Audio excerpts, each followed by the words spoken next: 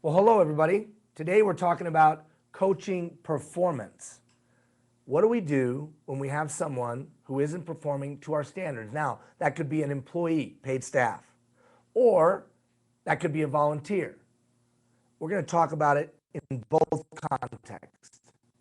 So whether you own a business, whether you run a governmental entity, or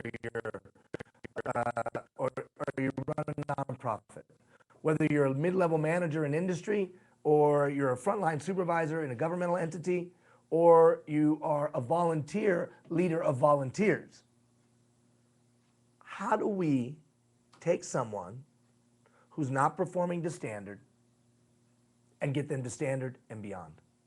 That's what we're going to talk about today, coaching performance. You know, there's a lot of talk about agents of change, and you hear me talking about that all the time, that one of the competencies of today's effective leader is being an agent of change, understanding, demonstrating, and exerting influence by building trusting relationships to act as a catalyst for change. And we usually think about that in a large context, right? We think about it in the context of an organization or in a neighborhood or community. That an agent of change is going to go change the big thing. Well, I think there is something to that, that you've got to be able to know how to implement change on a large scale, and large meaning group, or large meaning a community.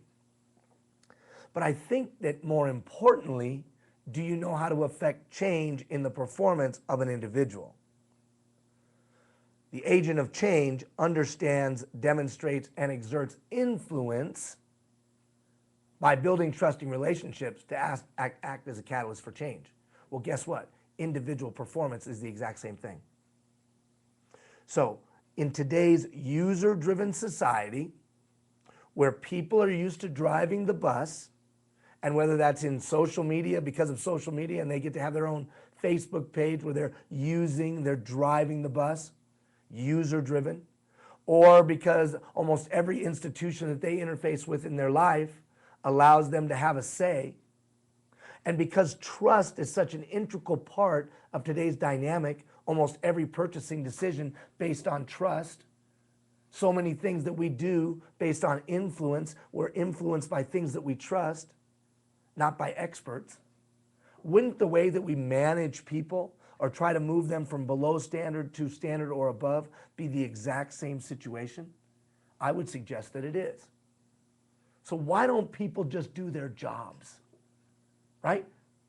Well, I would suggest to you, as most studies have shown, it usually has something to do with the person directly responsible for supervising them. And whether it's in a volunteer situation or in a work situation, ultimately it boils down to the person who leads them directly, you.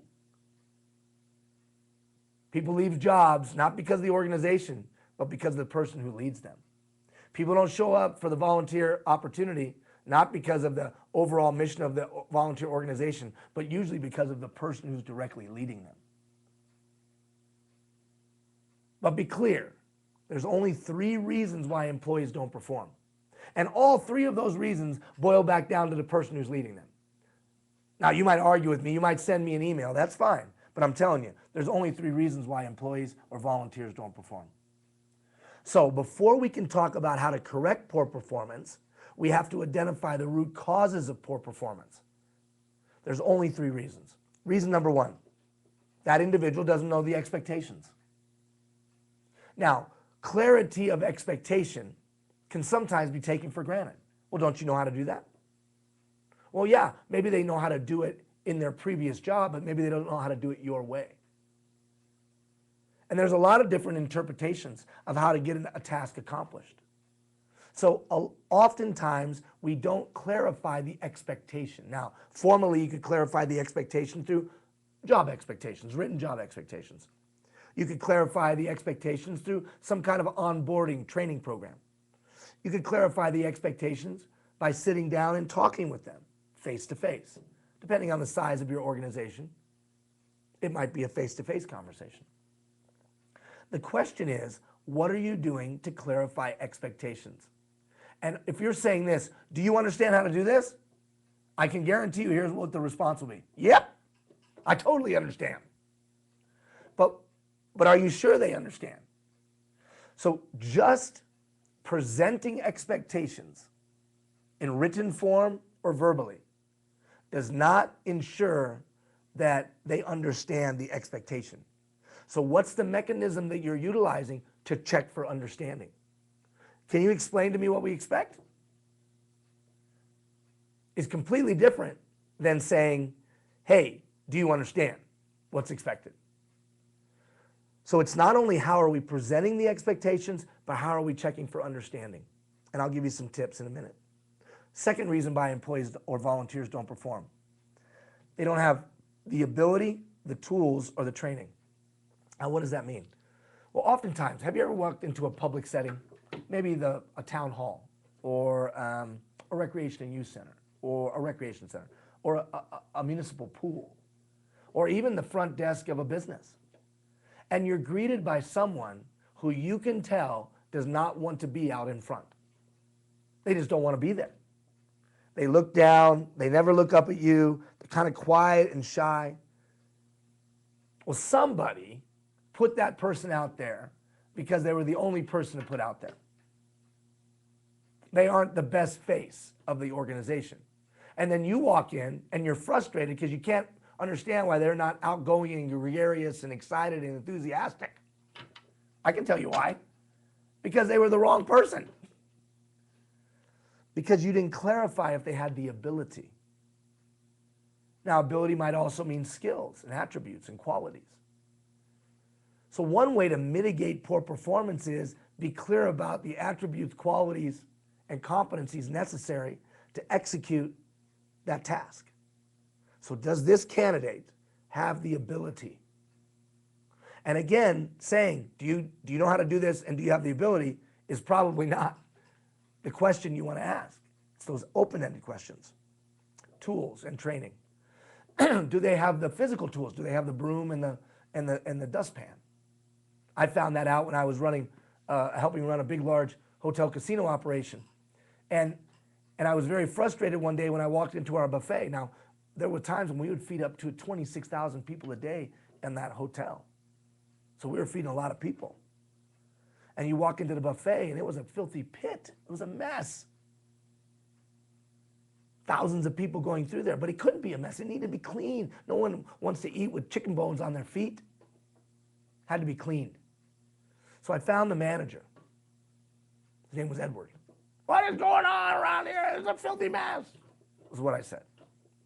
Not the best leadership style that I should have utilized. I don't know, let's find out. Let's go talk to the busboys. So we go talk to the busboys, get them all in the bus station, right there in that little blocked off area where they take all the dirty dishes. What is going on? I said, filthy mess. What are you kids doing? Blah, blah, blah, blah, blah. And I had one young man raise his hand.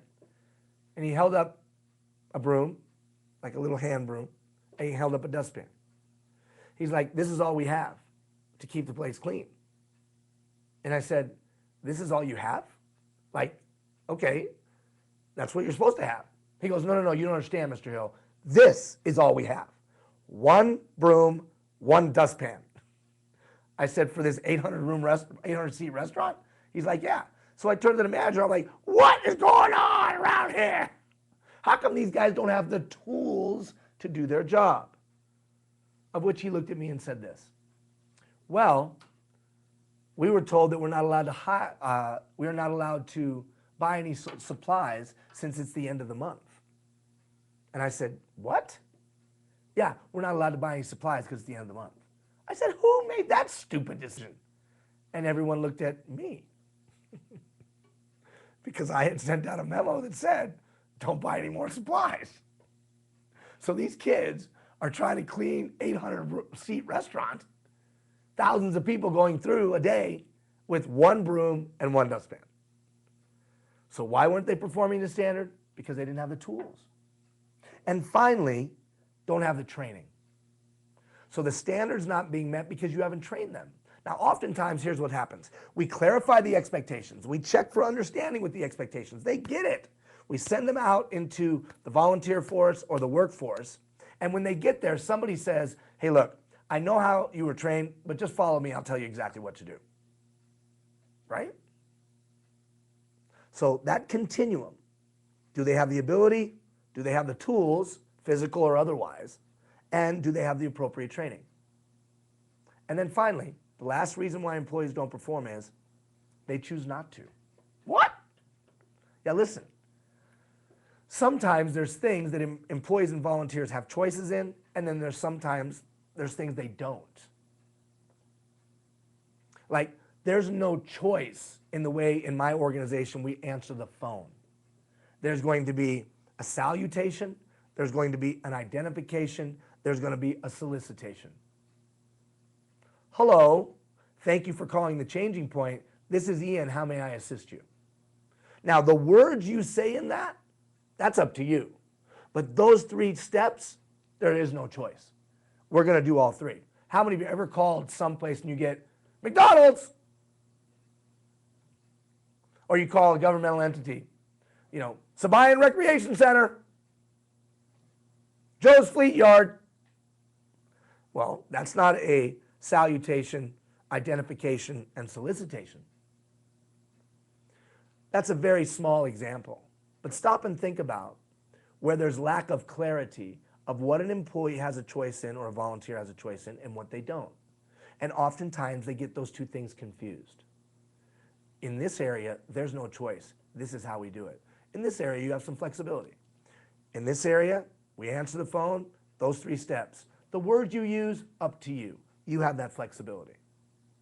The third reason why employees don't perform, they think they have a choice. Now be clear. I believe that's it. Now, there's a lot of things that fall into those 3 buckets. But at the end of the day, only 3 reasons why employees don't perform or volunteers don't perform.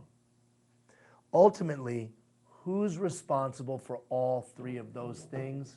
The leader, the supervisor, the leader. It is the leader's responsibility to clarify the expectation and check for understanding. It is the leader's responsibility to ensure that they've hired the person with the right abilities or train to make up for any gap in ability, and to provide the tools necessary for them to be successful. And then finally, it is the leader, supervisor, whatever you want to call them, leader's responsibility to ensure that there's clarity on what there is choice in and what there is not. That's it. It is the leader's responsibility to correct poor performance. And poor performance usually boils down to these 3 things. Okay, Ian, great. You've taught us how to identify poor performance, but now what to do? Yeah, you know what it's just like? It's just like being a doctor. You can't apply the medication or the treatment plan unless you know the real disease that you're dealing with. So that's what we've just done. We've brought clarity to the cause of poor performance, so then we can come to you with strategies and treatment, if you will, to handle the poor performance and move them to standard or beyond. Know this, as a leader, your treatment of employees and volunteers has a positive and negative effect on how that employee and volunteer view you personally, as well as how they view the organization as a whole, and the quality of time they spend with their family. You impact their family in the way that you deal with their performance. So you have to have a strategy. You have to have an approach. You have to have a way. You have to have a mindset, an attitude, whatever the heck you want to call it. You better have some tools to be able to deal with poor performance. Now, we call it coaching. Now, we're not the only one. But what makes our approach a little bit unique is I used to coach, like really coach, like professionally coach. Now, it was way back 25 years ago, 26 years ago, but I used to coach. And if I won, I kept my job, and if I lost, I got fired. So we come at this slightly different. But at the end of the day, coaching came into the business and volunteer in our societal vernacular because people were looking for the way to get the best of human performance. And they looked across all sectors and all silos. And they said, wow, look at athletics. Look at how these guys and gals who are known as coaches are able to get kids and adults to give their all and give their maximum. They're able to get the maximum performance from the people they're responsible for leading. I know I was always amazed as a track coach that I could push kids and young men and young women to the brink, literally throwing up. And they would come back the next day and be like, okay, what are we doing today? What? You know what I mean? Push them to the brink. So all of the gurus started looking at this coaching thing and saying, wow, they're able to get the best out of people. Could we glean some of those techniques? Could we glean some of the philosophies? Could we glean some of the concepts and bring them into the workplace or volunteer environment or governmental setting? Hence the term coaching. Now we've even got personal coaches. The idea here is pretty simple, and I've got the diagram there. Where a person is at today, what could they potentially become? The coach's job is to get them across that gap. How do I coach a person across that gap? How do I move them across that gap? Coaching is people intense. It's people intense, people aware, people centric, driven management style. And what we would say is it's a trust-based style. And you can write this down. People must give you their permission to coach them. People must give you their permission to lead them. People must give you permission in today's society to supervise them. What do you mean, Ian? I mean, in today's society, the days of, yes, boss, I'll do whatever you say, those days are gone. And they're not coming back. So if you think just your title will move someone from where they're at today to what they could potentially become, you're crazy. If you think you're going to be able to intimidate them into moving across that gap, you're crazy. If you think you're going to be able to coerce them, cajole them, trick them, fool them, manipulate them across that gap, it ain't going to happen. They're going to cross their arms and say this, "Ha! That's not true, I'll throw them out." Okay. And then all the other employees are going to see how you treated them, and they're going to dig their heels in. And if you're in some marketplaces, they're all going to bail for 50 cents and go somewhere else. So it's a user-driven society. And the employees are dictating just as much as the employer. At the end of the day, do you have someone's permission to lead them? How do you get their permission to lead them? It's how I started this conversation. You must build trust. So our performance management strategy must be trust-based, in my opinion. And in the way that we correct poor performance must be based on trust. Because the agent of change has tools in their toolkit to change performance. And the agent of change understands, demonstrates, and exerts influence. How? By building trusting relationships to then act as a catalyst for change. So in the past, I might coach you by barking at you. That won't work anymore. I might coach you by threatening you. That won't work anymore. Today, I can only coach you by getting your permission to coach you, or lead you. Well, how do I do that? That's what we're going to go do into now. The way you approach your job is the key factor in successful employees or volunteers. Now, we had to have all that background to lay the strategy out. So let's move into the strategy. Now, this strategy is a performance continuum. We cannot start the performance management strategy doesn't start when we recognize poor performance. No, it starts the minute the person comes on the team and prior. So first of all, prior piece, we got to have great hiring. We've got to identify the attributes and qualities that we need within our organization. Notice I said within our organization. Attributes and qualities that will fit with the rest of the team. Secondly, we've got to understand the attributes, qualities, and competencies of the specific task. And how are we, and the questions are we asking for that? Now, some of you are sophisticated HR people, so you know that. But others of you are small business owners or leading volunteer organizations. The same is true in a volunteer organization or a small business. What kind of a culture and what kind of a person will fit in that culture? In other words, if we're all running all over the place, and that's our culture, and then this person comes in and they like everything well laid out, how many of you know you're going to have some performance issues? and whether that's in a volunteer setting or a governmental setting or a business setting. So what are the attributes and qualities of our organization, and then what kind of qualities will be necessary to fit, and then what are the attributes and qualities of that specific task, and how are we figuring out if they have it? Through questions, which should be open-ended in nature, where you're doing 80% of the listening, 20% of the talking. We'll talk about that in a second. Our chat that we'll talk about in a second. So first, how are we clarifying, do they fit in our group, and do they have the qualities and tasks? But then, once they come on board, there's another step you can take. And I've provided you 2 templates in the packet that you have. 2 templates. 2 templates. And these questionnaires are an attempt to do a couple of things.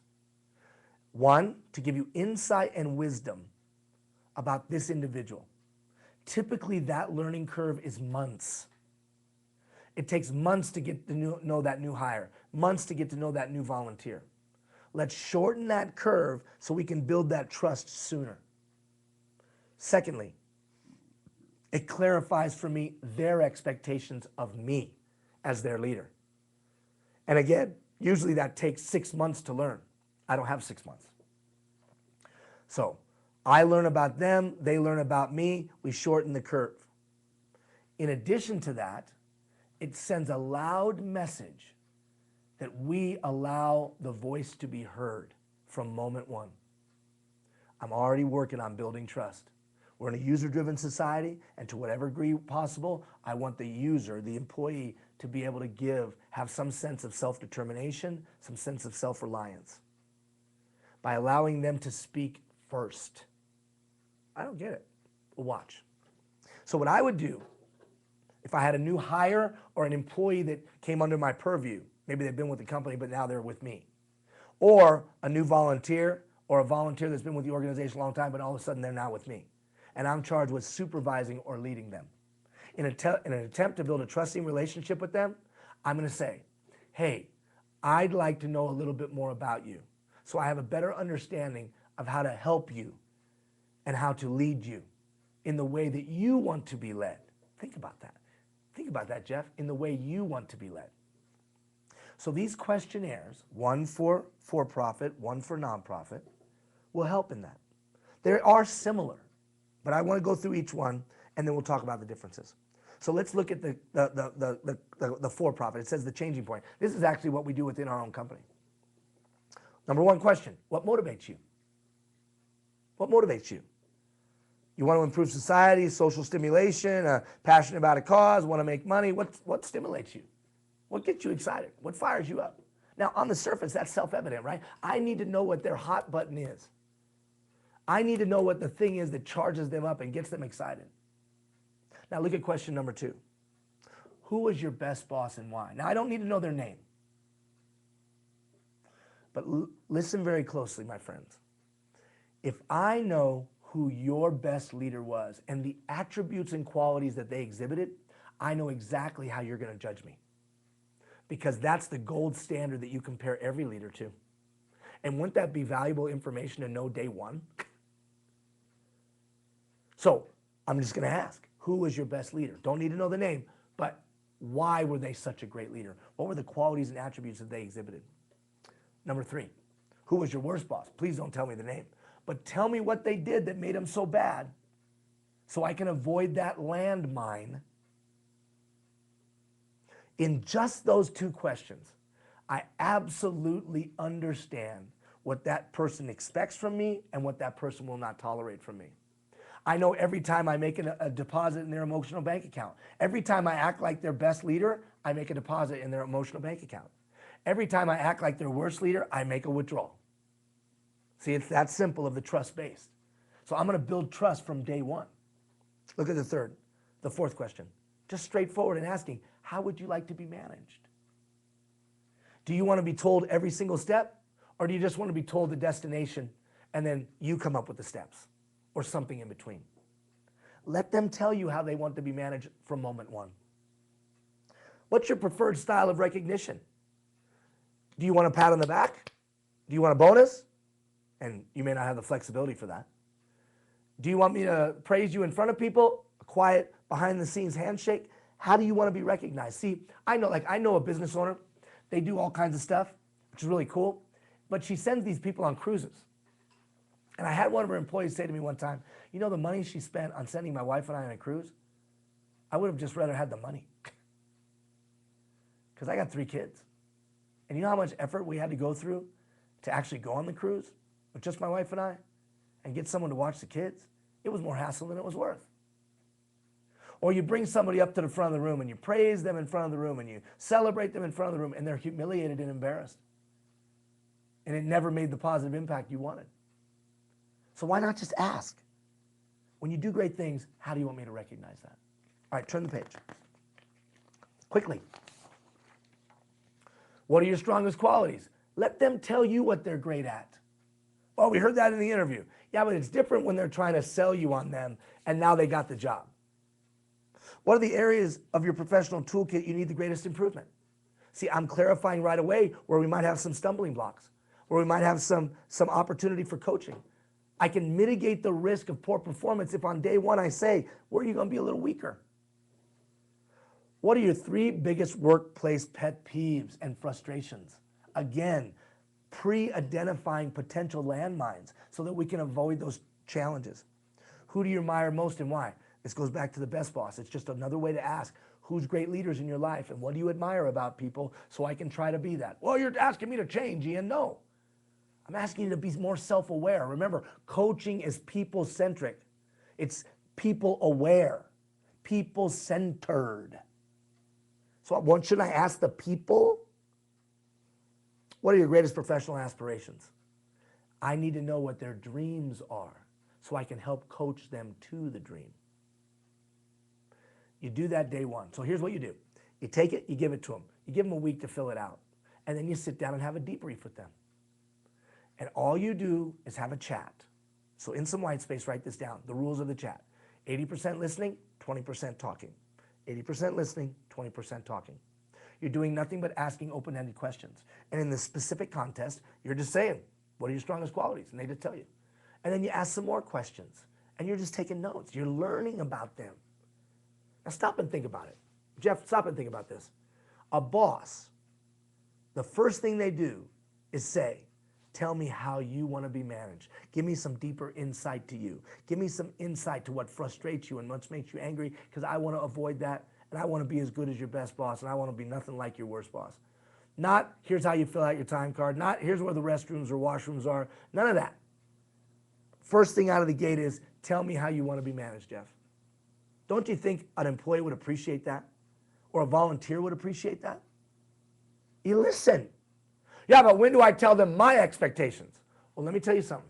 It's going to be a lot easier to tell them your expectations after you've clarified their expectations, especially in today's 21st century environment.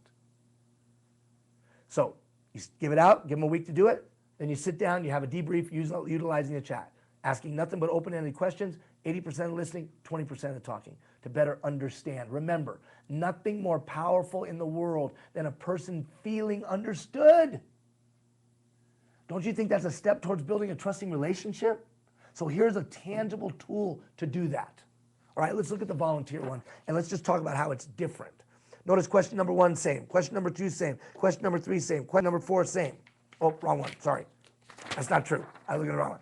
Question number 1, basically the same. Question number 2, not the same. What are the stumbling blocks? I apologize for that. I was looking at the wrong sheet. Question number 1, what motivates you to volunteer? Question number 2, what is the hardest thing about doing volunteer work? See, what happens oftentimes is people commit to volunteer work and they don't pre-identify the stumbling blocks, and then you don't get the expectations filled that you want. And then they tell us, reduces personal time with family. So that's a potential frustration. If they mark that, you know that's a potential stumbling block. Them coming on as a new board member, and they say, well, the thing I don't like about volunteering sometimes is that it impacts my family. How many of you know that's a potential train wreck waiting to happen? What do you think will be, or you have found the most rewarding about volunteering, either with your organization or others? Know what satisfies them. Know what's meaningful to them. What could be done to make your volunteering more rewarding? Obviously, they'll give you some insight into what they could do or what you could do to increase the meaningfulness of their participation. Remember, if you give them a meaningful experience, they'll come back over and over again. They'll give you time, they'll give you talent, they'll give you treasure. So why not ask them what a meaningful experience looks like up front? How important has training been in your past volunteer experiences? Training is critical. Oh my God, we don't have any training program. We were about to throw them in blind, right? Just show me where to go, I'll figure it out myself. Okay, we got a little bit of time. Name 2 of the best volunteer experiences you ever had and why. If they tell me that interacting with the participants of the volunteers, the clients or the kids or the seniors, was the most rewarding, and I've got them in some back office doing filing every day, how many of you know that ain't gonna last very long?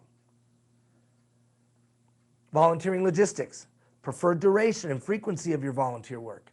Find out up front how much time they really have.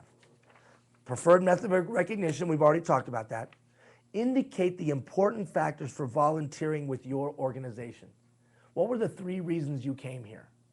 I saw the commercial, I thought you were doing awesome work. My buddy is here all the time.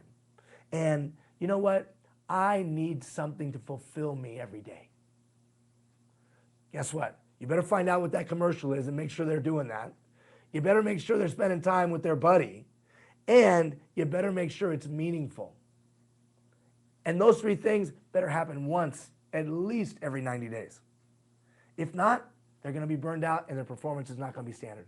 They're going to be less satisfied, their performance is not going to be standard. Or they're going to say this, it wasn't what I thought it was going to be, and they're going to leave. If there was one area that your organization, my organization, that you'd be willing to take ownership of, what would it be? See, let them job carve. Let them carve out their task.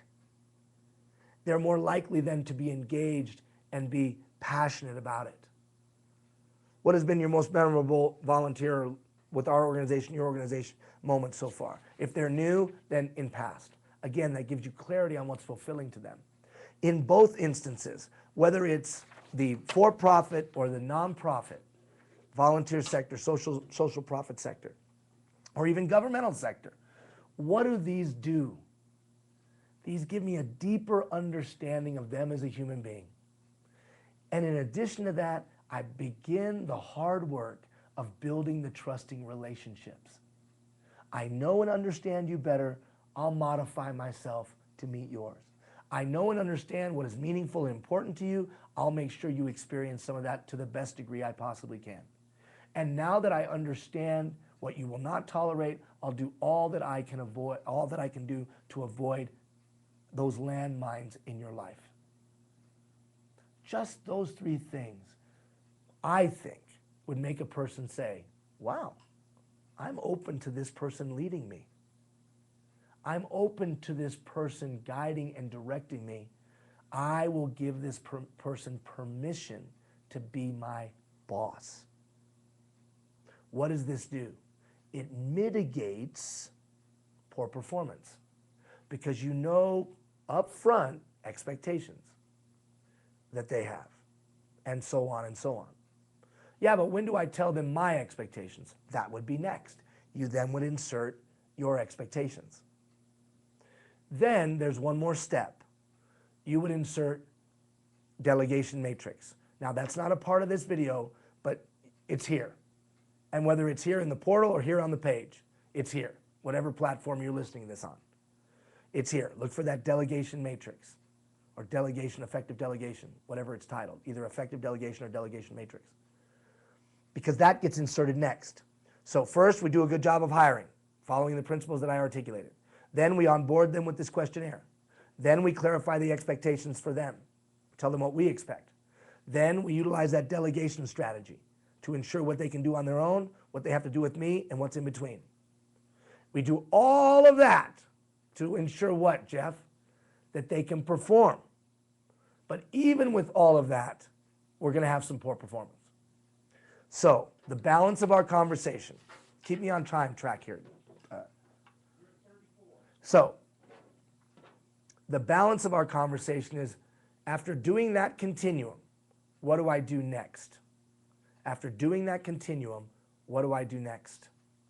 Because I've done that continuum, thought we hired the right person.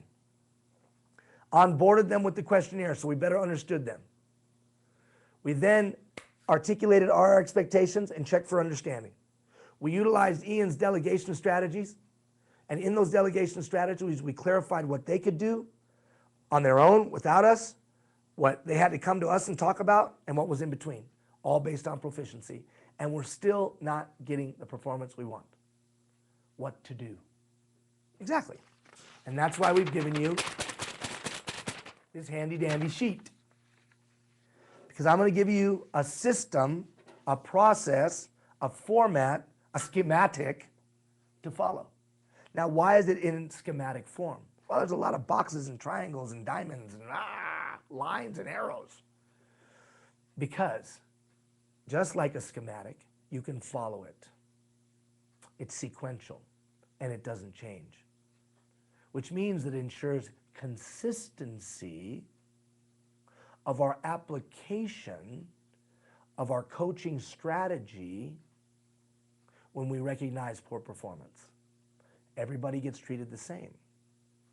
Now, whether you're in an environment where there's third-party representation, whether you're in an environment of a family-owned business, whether you're in an environment of a closely held corporation, whether you're in an environment of a volunteer sector organization, doesn't matter.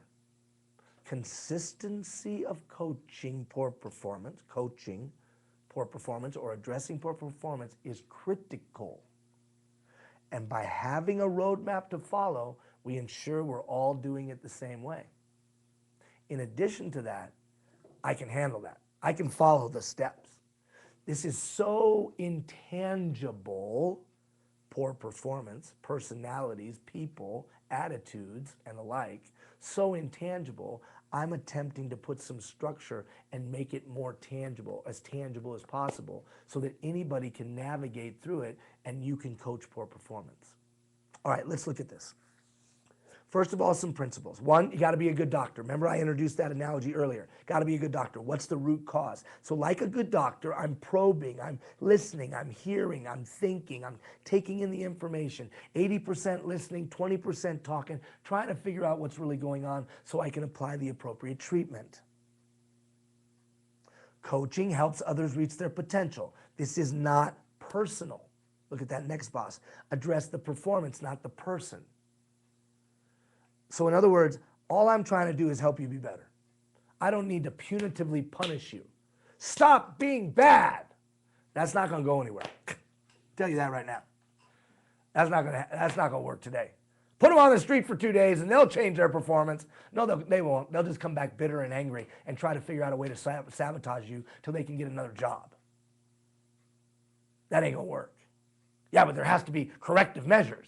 I agree, there does have to be corrective measures, but there's a difference between the person and the performance. Every person has worth and value as a human being. We may not be happy with their performance. And their poor performance is not a personal affront to you. Them not showing up on time is not disrespecting you, slapping your face. I'll show them. As soon as you get in that mindset, you can't coach anybody, man. Because now it's personal, and it's a vendetta maybe. Could grow all the way to a vendetta. So we're going to just stick with the facts. We're going to be a good doctor. We're not going to be offended personally. And we're only going to coach the performance. We're not going to worry about the value of the person because they have value. We're going to always remember 3 reasons and be looking for those 3 reasons. We're going to use the chart and then always use the always and nevers. Utilizing the always and nevers, which we'll talk about in a few minutes. All right. I identify poor performance. I come upon poor performance. Now the challenge is that we have to start being a doctor right away, because there's 2 kinds of poor performance: group poor performance or individual poor performance. Group poor performance, individual poor performance, as you see in the diagram that you have before you. Both call for different treatment. You can't treat them the same. Like, I'll give you an example. Individual poor performance. So we recognize individual poor performance, but instead of addressing the individual, what do? We send out a memo to everybody or an email to everybody. And we say to everybody, don't do this anymore. And everybody is saying, why are you sending this to us? I never do that. Or they start questioning, do I do that? Or they say this, really, obviously this must be meant for Joe because Joe's the only one that does it wrong. And then guess what? Because Joe is just part of the crowd, he just assumes it's for Bob and he doesn't change his performance. That's the wrong treatment or medicine for the malady. So, is it individual or is it group or is it individual? Let's work off the premise that it's group. Everybody's doing it wrong. Okay, well, if everybody's doing it wrong, it can only be three things. Training, they didn't get trained properly. The policy is bad, or the procedure is inadequate. Training. How do I check? If I go and watch them do it, and I see they're doing it wrong, everybody's doing it wrong, that means we didn't train them properly. Clearly. So what would you do? You'd retrain everybody. Okay, what if it's policy? Now what's policy? Now some of you are HR experts. I'm not trying to be demeaning or remedial, but some of us aren't. Some people that might be watching this are a small business owner. Policy. Policy is the rule. Procedure is the how. Policy is the rule that governs how we do it. The procedure is the sequence of steps that we execute. So policy. Maybe the rule is actually preventing them from meeting our expectation. How would you check that? Just ask them, frankly. Do the rules foster the unleashing of your human capital or restrict you from being able to do the task? Procedure. The rules are good, but the sequence that we've asked them to do things in is just silly or won't get us to the logical end. Who are the best people to build good policy and build good procedure? Let me guess. It's the person furthest away from the situation, right? That's who it is. It's the person furthest away because they have the college degree and they have the MBA and they lead 1,000 people. So they're the boss, they must be the smartest. So let the person furthest away from the situation create the policy and procedure, right? No, that's ridiculous. Let the person closest to the situation create the policy. Let the person closest to the situation create the procedure. Yeah, but then the inmates are running the asylum. Well, maybe they might do a better job, I don't know. But I know this. I know that if the people closest to the problem have a say in the policy, they'll probably buy into it more. And if they have a say in the procedure, they'll probably buy into it more. Now, that's another video, right? That's gathering thoughts, ideas, and concerns. So look for that video. But for this purpose, is it policy or procedure? Once I've evaluated, then I can take the corrective measure. I can retrain, institute the new policy, or institute the new procedure. And then you see the little rectangular box that's critical. I then follow up. Too often times we take corrective measures and then we walk away. And it's twofold. One, so I can make sure that it fixed it, but more importantly, so I can celebrate those people doing it better than they were doing it before. Well, celebrate, they should have been doing it right from the beginning. Okay, man, whatever. I just know this, they're doing it better than they were doing it before. Aren't I happy about that? And shouldn't I celebrate? Good job, guys. See, that's another part of coaching, is acknowledging people's success, building up their worth and esteem, championing their cause and thanking them for being better than they were the day before. That's part of it. So anytime I see performance or behavior that was better than it was the day before, I celebrate it. Even if it's just, good job, well done. Now listen to me for a second. I already know how Bob wants to be recognized. I asked him when he first came on board. So it's not a mystery to me. Okay. Let's say there's no improvement. We change the policy, no improvement. Okay, then I circle back up to the top. It must be procedure or training. Or we change the procedure and nothing improved. So I circle back up to the top. It's only one of those three things. It's not brain surgery. And I don't mean that to be demeaning. I'm saying don't try to make it brain surgery. It's only one of the three things. Yeah, but what if it's a toxic environment and the group is angry and they hate everybody and because we've treated, they feel like we've treated them poorly. Well, then you don't have their permission to lead them. And you got to go back to building the trusting relationships. So that's a step back from this. That's a step back from this. And that's another discussion. All right? I go, I see poor performance, and everybody's doing it right except that guy. So that's individual poor performance. So let's look at individual poor performance. So individual poor performance breaks down to three things. Now we got to be the good doctor. Individual poor performance breaks down to three things: choice, tools, expectations. They don't know the expectations, they don't have the tools, training, or ability, or they think they have a choice. So what do we do? Well, first thing I would do is evaluate. I go back and look at the questionnaire. I look at the delegation matrix. I know which was not part of this conversation, but you can go watch that video. That helps me really be pinpoint focused on what might be the cause. I'm going to make some assumptions. That assumption is going to be based from the chat that I will have with them. So how would I check and see if it was expectations? I would just sit down and say to them, explain to me what you think we expect. That's all I'd say. Just explain it to me. And in 8 seconds, I'm going to know if they really get it or not. And when it's revealed that they don't know the expectations, that they're working off an expectation from a previous employer, or previous volunteer experience, or a previous boss, I'm going to be able to clarify that immediately. No. Let me walk you through the sequence of what we expect and how we expect it to be done. And we use that chat. We clarify the expectation, and then again we use the chat. We don't say, do you understand? We say, now explain that to me. Now do you explain to me why you think we do it that way? Just chat. I want you to be successful. Now you say, well, that's pretty condescending. But remember, I've laid some groundwork before this.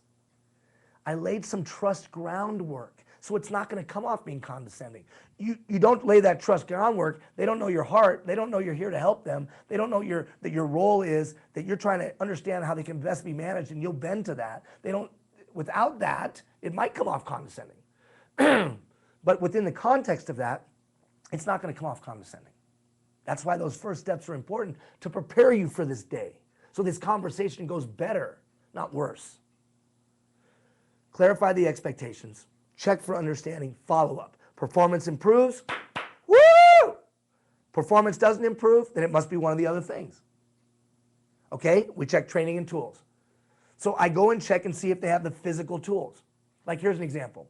Hey, do me a favor. Get me that Excel spreadsheet. I need blah, blah, blah, blah, blah. I need it tomorrow morning for a meeting. Come in the next day, and it's not done right. And you look like a fool in the meeting. You're livid. You come back and you're like, what are you doing? They never told you they didn't know how to do that. They know how to use Excel, generally speaking, but that complicated formula and that cool little thing you wanted it to do, she didn't know how to do that part, or he didn't know how to do that part. So sometimes it's they don't know how. They don't have the tools within them, or you never trained them. So some training or some clarity around what they have the capacity to do, physical capacity or innate capacity, or capacity within them, has to happen. How do you do that? Just go watch. Just go watch them do it, or have them explain to you them doing it. And you'll know right away if they have the training or the capacity to pull it off. If they don't, then one of two things has to occur. You got to either retrain them or provide them the tools. And then what do? Follow up. If the performance improves, woo! Performance doesn't improve, it can only be one thing: choice. That's all it can be. They think they have a choice. They think they have a choice. Now, immediately when I say that, we all get like this, confrontational. Whoa, they think they have a choice. I'll show them. No, back up, back off, relax. Don't make it personal. A lot of times, many times, they think they have a choice, and the reality is, in this specific area, there's no choice. And if you choose not to do it our way, you choose not to be with us. See, I don't have to be mad and angry and all fired up. Just, if you choose not to do it this way, you choose not to be with us. Because this, we don't bend on. This is how we do it. Yeah, but that's not how we did it. This is how we do it. Period. Love you. Like you. Treat you with dignity and respect, but this is how we do it.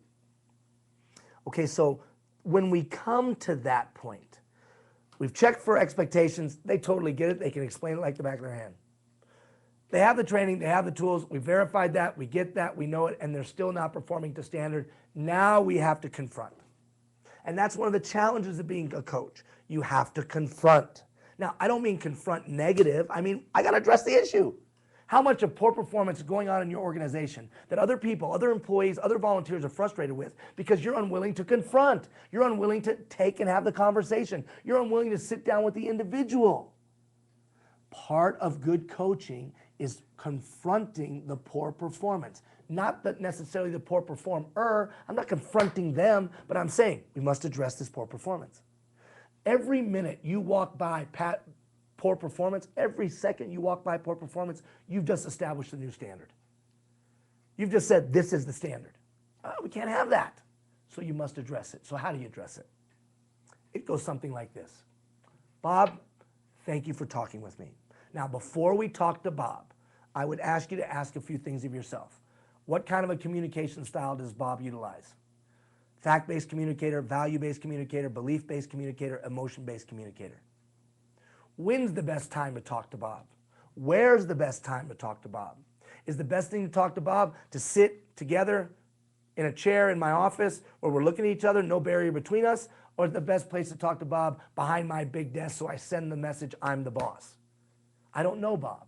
But if you look at the questionnaire that you did when you first came on board, or you've gotten to know him over a period of time, people-centric now, you'll know whether you should walk around your desk and sit there or go have a cup of coffee or sit behind your big desk to send a message on the boss. Because not every situation is the same. So you ask yourself those clarifying questions before I have the chat with Bob. And then the chat with Bob goes something like this. Bob, a number of weeks ago, I went to you because of a performance that was below standard. I checked with the expectations. You were able to explain the expectations to me. Then I followed up a couple weeks later, and the expectation was not being met. And because you knew the expectation and were able to explain it to me, we then retrained you. And after retraining, I went back and checked, and the performance still isn't better. So Bob, I can only draw one conclusion. You're just choosing not to do it the way we expect and the way we've trained you. And Bob, unfortunately, we can't have that. So Bob, what's going on? Why do you think you're still performing below standard?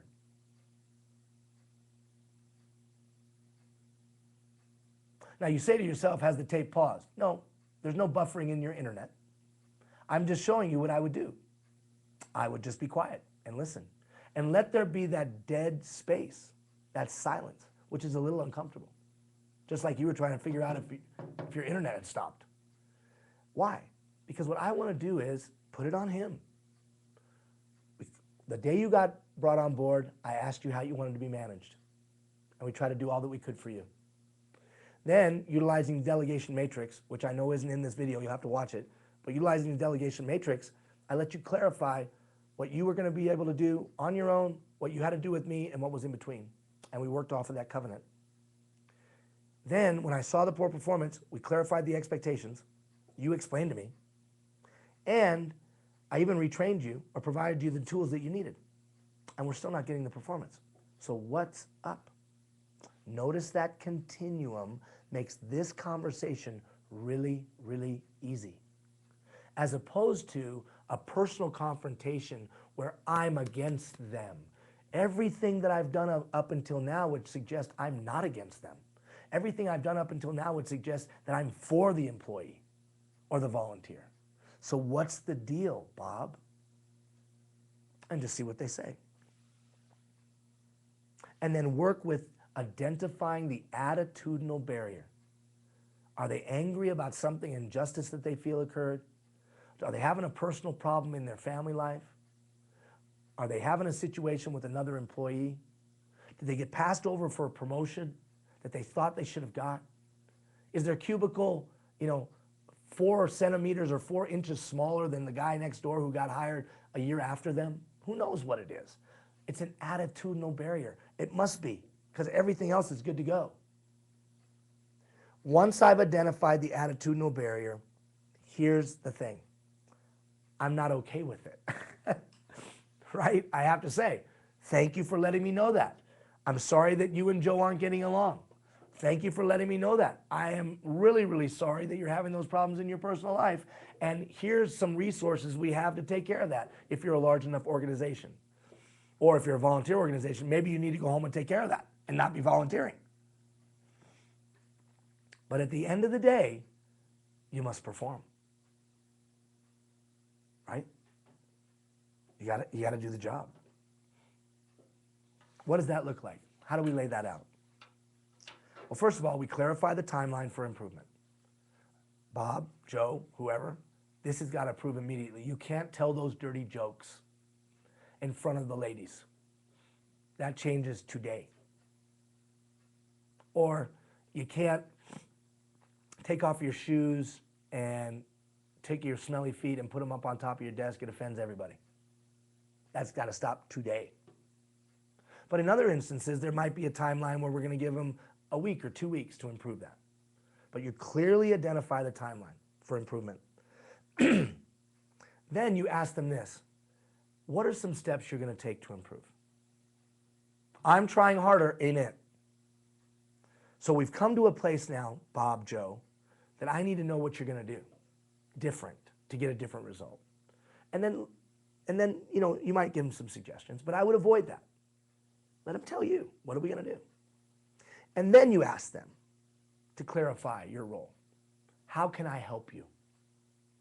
So you give them the timeline, they give you the how they're going to get better, and then you ask them, how can I support you? What can I do to make you succeed in this?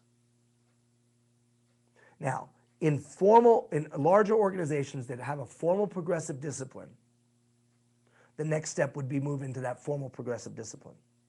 In organizations that in businesses where there's no formal discipline, you have a smaller company, then I would have them tell you what the consequences should be of poor performance continuing.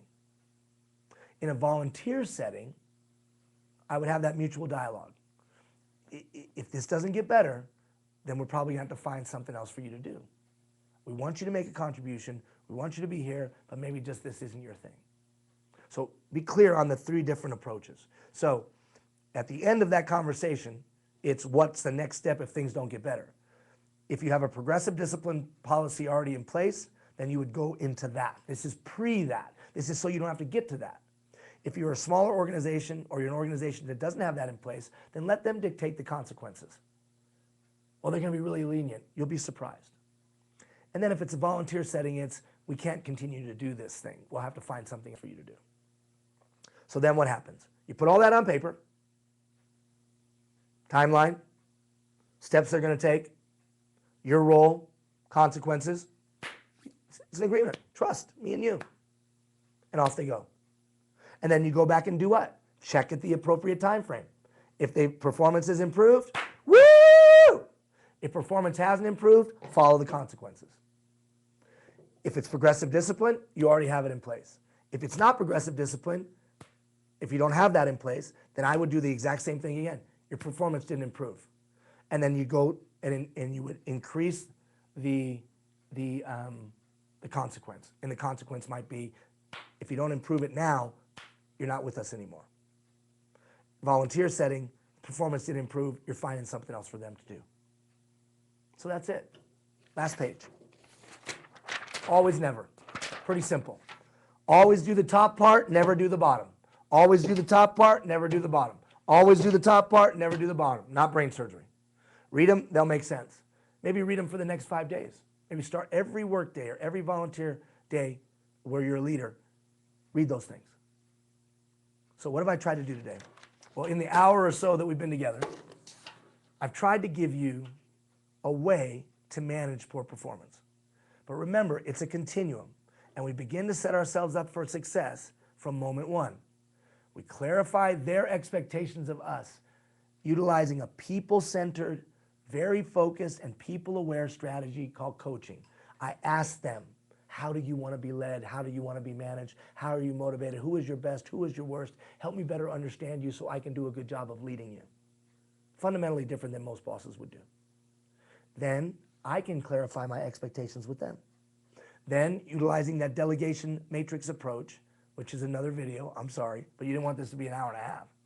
Delegation matrix, I insert that, we clarify what they can do on their own, what they have to do with me, and what's in between. If all of that doesn't set them up for success, then I have a strategy for when poor performance occurs. And I utilize that strategy. And what's it based on? Trust. Trust. I follow the same approach with every person. Every person's the same. For those of you that are concerned about a grievance or a problem or an issue that might arise legally, I want to tell you right now, you follow this and you follow it consistently, you're never going to have a problem. Because you can demonstrate all of the steps that you've taken, and you can demonstrate that they're consistent. And you can demonstrate that you are people-focused, employee-centric, or volunteer-centric, and yet walked it out the right way. Final thought. An agent of change understands, demonstrates, and exerts influence. How do they exert that influence? By building trusting relationships. And that's how they act as a catalyst for change. Not just in a community, not just in a big organization, but with individual people coaching their performance. Hope it's been of help. Thank you for your time. See you later, everybody.